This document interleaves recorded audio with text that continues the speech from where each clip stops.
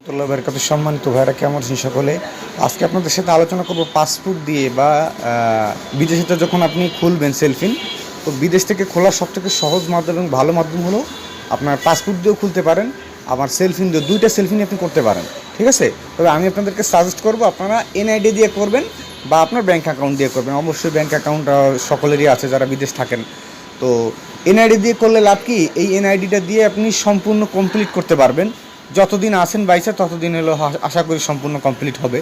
কিন্তু যদি আপনি পাসপোর্ট দিয়ে করেন তো পাসপোর্টের মেয়াদ অনেক সময় থাকবে না, ঠিক আছে।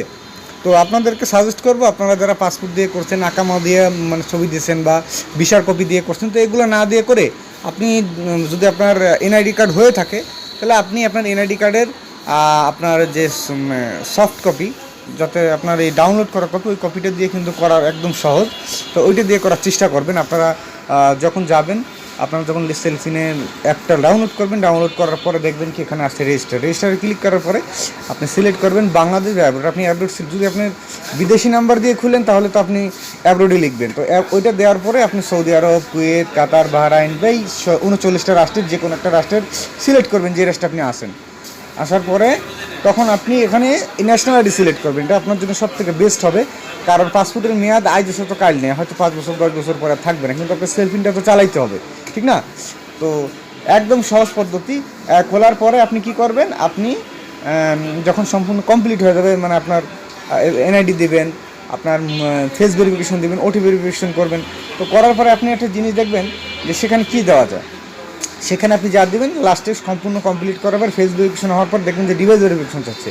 তখন আমি একটা নাম্বার দিব, মানে আপনি একটা নাম্বার ওইখানে শো করবে যে এই নাম্বার আপনি কল দেন, আপনি এটা কমপ্লিট করেন, মানে পুরোপুরি ভেরিফাই হওয়ার পরে। তো আমি নাম্বারটা বলে দিচ্ছি আপনাদের, বাংলাদেশের কোড নাম্বার +88 096 110 16259।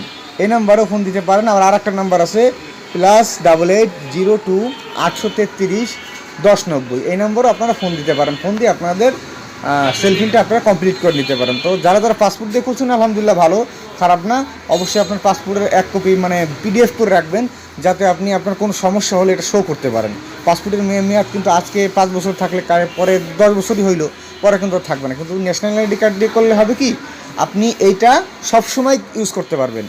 এবং পাসপোর্ট দিয়েও করতে পারবেন না তা না, কিন্তু পাসপোর্টে যেই পাসপোর্টের মেয়াদ হয়তো শেষ হয়ে যাবে তার আগের থাকে, তা আপনি যে কোনো পাসপোর্টের আপনি যেটা দিয়ে করছেন ওটা পিডিএফ রেখে দিবেন, এবং যেই ভিসা দিয়ে করছেন এই পিডিএফ রেখে দিবেন, যে আকামা দিয়ে করছেন এই পিডিএফটা রেখে দেবেন। তাহলে আলহামদুলিল্লাহ আপনি বাংলাদেশে আইসা আমি এর পরবর্তী ভিডিও দেবো ইনশাল্লাহ, যে কীভাবে কী করতে হবে যদি পরিবর্তন করতে চান। তো ভালো থাকবেন, সুস্থ থাকবেন, আমার জন্য দোয়া করবেন। আসসালামু আলাইকুম।